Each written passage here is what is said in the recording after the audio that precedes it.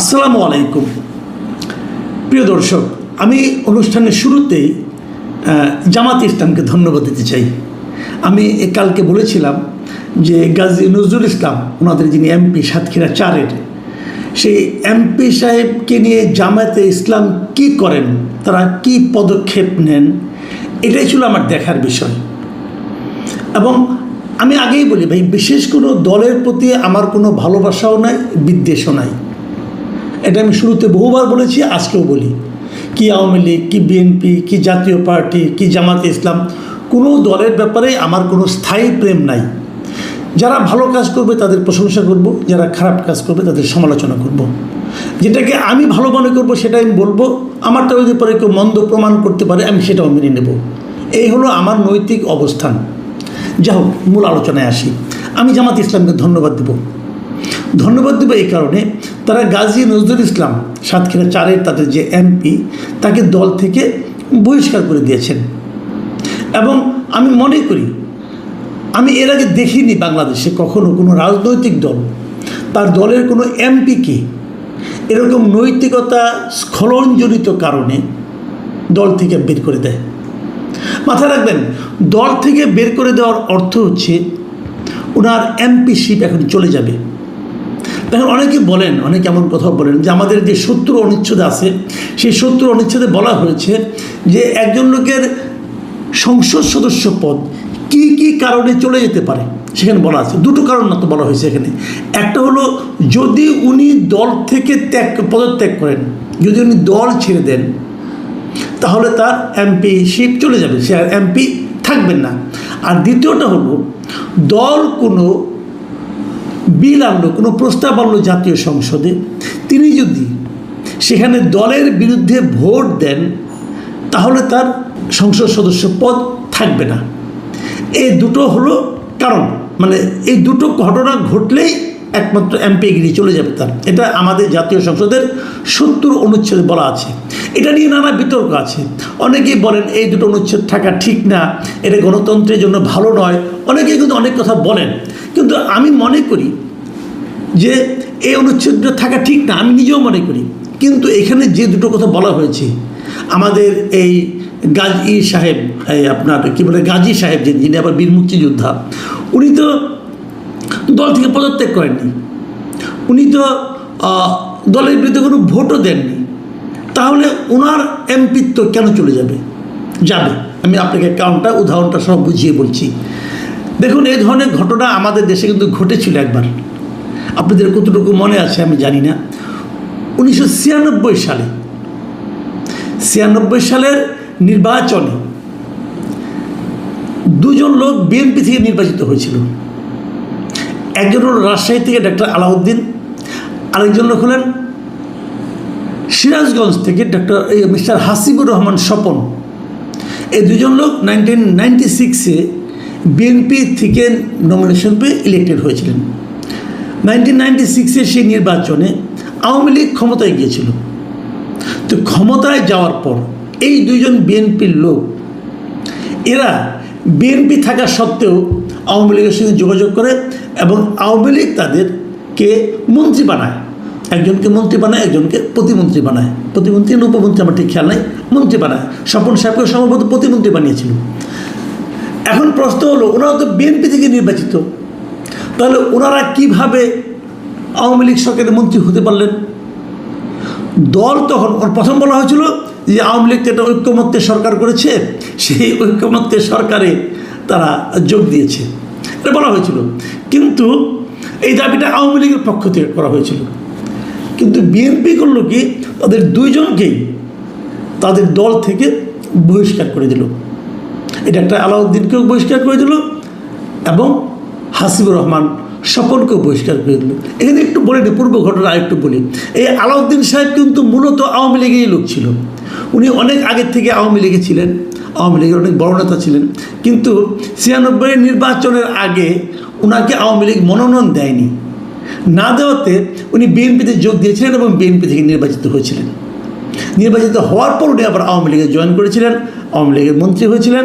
কিন্তু বিএনপি দুইজনকে পরে আওয়ামী লীগের মন্ত্রিসভায় যোগ দেওয়ার কারণে বহিষ্কার করে দেয়। এখন বহিষ্কার করে দিলে আপনার ইলেকশন কমিশন বলে যে এই দুজনে আসনই শূন্য হয়ে গেছে। তার মানে কি হলো, দল বহিষ্কার করে দিলেও এমপিশিপ চলে যায়। ওই ঘটনা একটু বলে নেই, অনেকের আগ্রহ থাকবে। পরে কি হয়েছিল, পরে উপনির্বাচন হয়। সেই উপনির্বাচন যখন হয়, সেই উপনির্বাচনে কিন্তু ডক্টর আলাউদ্দিন সাহেব আবার জিতেছিল, কিন্তু হাসিবুর রহমান স্বপন সেখানে হেরে যায় আওয়ামী লীগের বিদ্রোহী প্রার্থীর কাছে। আওয়ামী লীগের প্রার্থী হিসেবে সে নির্বাচন করে, কিন্তু আওয়ামী লীগের বিদ্রোহী প্রার্থীর কাছে তিনি হেরে যান। এই হলো ঘটনা। তাহলে আমরা যদি 96 সালের ঘটনাটা দেখি, তাহলে আমরা বুঝতে পারছি আমাদের গাজী সাহেবের কপালে কিন্তু আসলে খারাপই আছে। উনি একটা কিশোরী বলেন অথবা তরুণী বলেন, তরুণী ভার্যা উনি পেয়েছেন। অনেক কিছু ত্যাগ করতে হলো ওনাকে। দলের পদ গেল, দল গেল। এর মধ্যে আমি দেখেছি এলাকায় ওনার ব্যাপারে মিছিল হয়েছে, প্রতিবাদে ওনার বিরুদ্ধে মিছিল হয়েছে।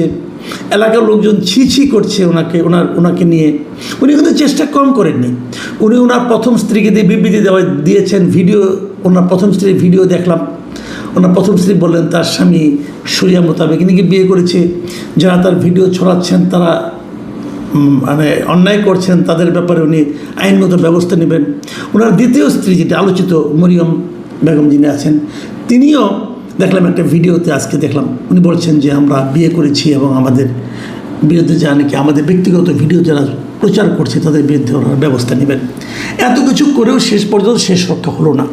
আসলে ওনার শেষ রক্ষা হওয়ার কোনো কারণও নেই, কারণ উনি একটা করে মিথ্যা বলছেন আর ধরা খেয়ে যাচ্ছেন। আজকে সকালে প্রথমে আমাকে আমার এক পরিচিত লোক, উনি আমাকে একটা অডিও রেকর্ড পাঠিয়েছিলেন। সেটা হলো আপনার দৈনিক আমার দেশ পত্রিকায়, আমার দেশের রিপোর্টার সম্ভবত, উনি যে কাজে ওনাদের বিয়ে পড়িয়েছেন তার সঙ্গে কথা বলেছেন এবং তার সঙ্গে কথা বলে ওই কথাবার্তাগুলি তারপর ডিটেল যদি দেখেন, আমি আমার দেশকে ধন্যবাদ দিচ্ছি। তারা একটা খুব ভালো একটা নিউজ ডিসক্লোজ করেছে এবং খুব ভালো একটা নিউজ করেছে, অনুসন্ধানী রিপোর্ট আমি বলবো এটাকে। তো এই রিপোর্টে যারা দেখবেন তারা বুঝবেন যে আসলে গাজী সাহেব একের পর একটা মিথ্যারই একটা সমস্যা। আপনি যদি মিথ্যা বলেন না, একটা মিথ্যাকে এস্টাবলিশ করার জন্য আরেকটা মিথ্যা বলতে হয়, তখন সিরিজ অফ মিথ্যা আপনাকে এমন অবস্থায় ফেলে দেয় যে তখন আর কোনো মান সম্মান রক্ষা করার কোনো সুযোগ থাকে না। আমাদের গাজী সাহেব, উনি আবার বীর মুক্তিযোদ্ধাও, কিন্তু ওনার অবস্থা এমনই হয়েছে। প্রশ্ন হচ্ছে জামাত যে ওনাকে বহিষ্কার করলো, আমি জামাতকে প্রথমে কিন্তু ধন্যবাদ দিয়েছিলাম। জামাতের এই কাজটাও আমার কাছে মনে হয়েছে যে নজিরবিহীন। বাংলাদেশের ইতিহাসে এর আগে কোনো পলিটিক্যাল পার্টি নৈতিক স্খলনের দায়ে কোনো সংসদ সদস্য কিন্তু দল থেকে বের করে দেয়নি। আমার স্পষ্ট মনে আছে আওয়ামী লীগ আমলে, ওইটাও একটা ভিডিও আমরা দেখেছিলাম। আওয়ামী লীগ আমলে ময়মনসিংহ এলাকার, সম্ভবত গৌরীপুর এলাকার একজন এমপি ছিলেন, তার এরকম একটা অন্তরঙ্গ ভিডিও প্রকাশিত হয়েছিল এবং সেটা আরও ভয়ঙ্কর অন্তরঙ্গ ছিল। সেই ভিডিও প্রকাশিত হওয়ার পর আমি ভেবেছিলাম যে এমন একটা লুচ্চা টাইপের লোককে নিশ্চয়ই আওয়ামী লীগ নিজেদের এমপি হিসেবে অব্যাহত রাখবে না, তার কার্যক্রম নিশ্চয়ই তার বিরুদ্ধে দলীয় কোনো অ্যাকশন হবে। কিন্তু আমি দেখেছি কিচ্ছু হয়নি। উনি এমপি ছিলেন শেষ পর্যন্ত। তো এই ধরনের ঘটনা কিন্তু আওয়ামী লীগে ঘটেছে, কিন্তু তারা কোনো অ্যাকশন নেয়নি। এই প্রথমবার দেখলাম জামাতে ইসলাম একটা অ্যাকশন নিল। বিষয়টা কী দাঁড়ায় আমি আপনাকে আবার এটুকু বলে শেষ করি, বেশি লম্বা করবো না আজকে আলোচনাটা। বিষয়টা হলো এরকম যে রাজনৈতিক দলের কিন্তু একটা দায়িত্ব থাকে জনগণের প্রতি। তারা যখন বলে আমরা সুশাসন কায়েম করব, তারা যখন বলে আমি সত্যকে শাসন কায়েম করব, কেউ মুখে উচ্চারণ করে, কেউ উচ্চারণ করে না। তো তাদের তখন দায়িত্ব হয় তাদের কথার সঙ্গে কাজের মিল ঘটানো। এখন নজরুল ইসলাম সাহেব জামাত ইসলাম কিন্তু পারত তার পক্ষ নিয়ে এটাকে থাপথুপ করে ঢাকা দেওয়ার জন্য, তাতে জামাত ইসলামের একটা লম্বা ক্ষতি হতো। আমাদের গ্রামে না এই ঘটনাগুলি কেন ঘটে আমি বলি আপনাকে। আমাদের গ্রামে একটা এক ধরনের প্রবাদ প্রচলিত আছে, নিশ্চয়ই আপনারা বহুবার শুনেছেন। সেই প্রবাদটা হলো যে সেই লোকটা তত বেশি ভালো যার সম্পর্কে আপনি যত কম জানেন। যার সম্বন্ধে আপনি কিছুই জানেন না তাকে আপনি খারাপ বলবেন কীভাবে? দেখুন, গত নির্বাচন আগে জামাতের পক্ষ থেকে কিন্তু একটা হাওয়া তোলা হয়েছিল যে আওয়ামী লীগ দেখেছেন, বিএনপি দেখেছেন, এবার জামাতকে দেখুন। কেন বলেছিল এই কথাটা? এই কারণে বলেছিল যে আমরা তো জামাতকে আসলে দেখি নাই, মানে জামাত সম্পর্কে আমরা তো কিছু জানি না। যেহেতু জানি না, অতএব তাকে আমরা ভালো মনে করতে পারি। এবং জামাত মাঝে মাঝে একটা উদাহরণ দিত যে 91-এর যে নির্বাচনটা হয়েছিল, যে নির্বাচনে জামাতের সঙ্গে জোট করে বিএনপি ক্ষমতায় ছিল, সেই নির্বাচনে কিন্তু জামাতের 2জন মন্ত্রী ছিল মন্ত্রী পরিষদে। একজন কৃষিমন্ত্রী ছিলেন মিস্টার মতিউর রহমান নিজামী, আর একজন আলী আহসান মুজাহিদ, উনি ছিলেন সমাজ কল্যাণ মন্ত্রী। মানে ওই সরকারের পর যখন 111 গভর্নমেন্ট আসলো, অনেক মামলা মোকদ্দমা হলো দুর্নীতির মন্ত্রীদের বিরুদ্ধে। জামাতের এই 2জন মন্ত্রীর বিরুদ্ধে কিন্তু কোনো দুর্নীতির অভিযোগ ওঠেনি, মামলা হওয়া দূরের কথা। জামাত কিন্তু এটাকে একটা ইতিবাচক উদাহরণ হিসেবে উপস্থাপন করে যে তারা সৎ লোক। ওই যে বললাম, কম জানলে ভালো লোক হয়ে যায়। এবার যেটা হয়েছে, ওবার তো মাত্র 2জন ছিল এবং 2জন দলের শীর্ষ পর্যায়ের নেতা ছিল। এবার তো 77 জন, অনেক বেশি। কিন্তু তার সঙ্গে আরও কিছু যোগ হলো নারী টারি নিয়ে। এখন এত লোকের উপর তো তারা সেই গ্যারান্টিটা দিতে পারে কি না। দেখেন, এর মধ্যে কিন্তু আমরা দেখেছি বেশ কয়েকটা ঘটনা দেখেছি আমরা। লোক তো বেশি হয়ে গেছে, সবার উপর নিয়ন্ত্রণ থাকে না, সবাইকে সেভাবে নির্বাচনও করা যায় না। তো এখন আমরা আস্তে আস্তে জামাত সম্পর্কে জানতে শুরু করেছি। যখন জানতে গেছি, তখন আমাদের এই গাজী নজরুল ইসলামের মতো লোকরা বেরিয়ে এসেছে। কিছু লুচ্চা বেরিয়েছে, কিছু মূর্খ বেরিয়েছে। যেমন কুষ্টিয়ার একজন এমপি, বিখ্যাত এমপি, জায়গায় আমি নাম টাম না বলি, উনি বাজেট বলছেন, বাজেট 6,000 কোটি টাকা হলে ভালো হতো। তো এই ধরনের মূর্খতা কিন্তু দেখেছি।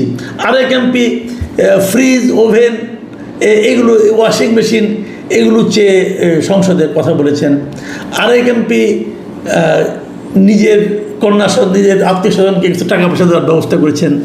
আরেক এমপি নিজের বাবাকেই মেরে ফেলেছেন, বলেছেন আমার বাবা মা, আমার ফ্যামিলি, বাড়ির জন্য কতজন মুক্তিযুদ্ধে ছিল, আমার বাবা শহীদ হয়েছে, অমুক হয়েছে, তমুক হয়েছে, এগুলি বলেছিল। দেখুন, স্লিপ অফ টাং একটা জিনিস, আর নিজের বাবাকে মেরে ফেলা, এটা হলো একদম মানে ডাহা মিশা কথা, তাই না? তো এখানে একজন মূর্খতাও আছে যে কথা আমি এখন বললে একটু পরে আমি ধরা পড়ে যাব, সেই কথা আমি বলতে যাই কেন, তাই না? তো এই ধরনের কিছু কিছু এখন যেহেতু লোক বেশি হয়ে গেছে, আমরা জামাতকে জানতে শুরু করেছি। আমরা দেখতে পাচ্ছি এখানে প্রচুর লুচ্চা আছে, প্রচুর মূর্খ আছে এবং প্রচুর মিথ্যাবাদীও আছে। তো জামাতও নিশ্চয়ই এই ব্যাপারে সতর্ক হয়েছে।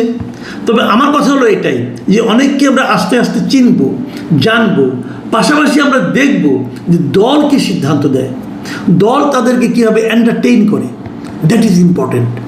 এবং জামাত যেভাবে এন্টারটেইন করেছে, এন্টারটেইন মানে যেভাবে ডিসিশন নিয়েছে, পদক্ষেপ নিয়েছে, আমি জামাতকে আবার ধন্যবাদ দিচ্ছি।